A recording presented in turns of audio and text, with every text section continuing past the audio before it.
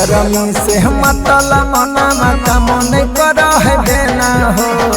गरमी से मतल मनमा काम नहीं कर है देना हो। ऐसन चोली सियादा बलमा जे चोली में सोखे पसेना हो। ऐसन चोली सियादा बलमा जे चोली में सोखे पसेना हो। सट सट हवा लगे ताजा रहे फूल गेना हो। सट सट हवा लगे ताजा रहे फूल गेना हो। ऐसन चोली सियादा बलमा जे चोली में सोखे पसेना हो।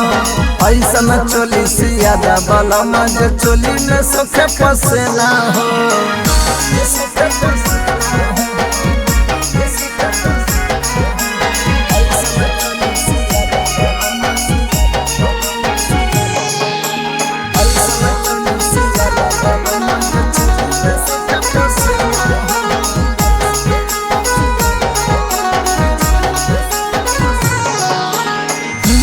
हमारा साइज पियावा जनी जइहा भूल हो।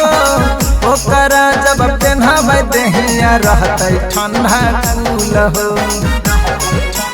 ए हो राजा ले ला हमारा साइज पियावा जनी जइहा भूल हो।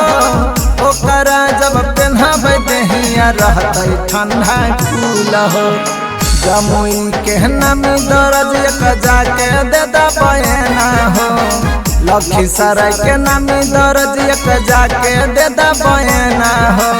ऐसन चोली सियादा बलमा जे चोली में सोखे पसेना हो। ऐसन चोली सियादा बलमा जे चोली में सोखे पसेना हो।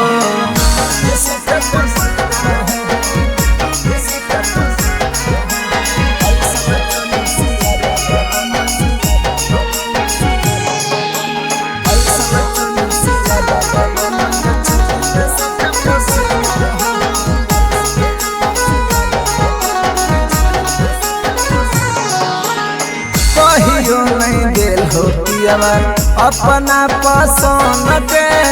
दुखवा दर्दिया बुझ पियावा हमारा मन के। कहियो नहीं दिल हो पियावा अपना पसंद के। दुखवा दर्दिया बुझ सैया हमारा मन के।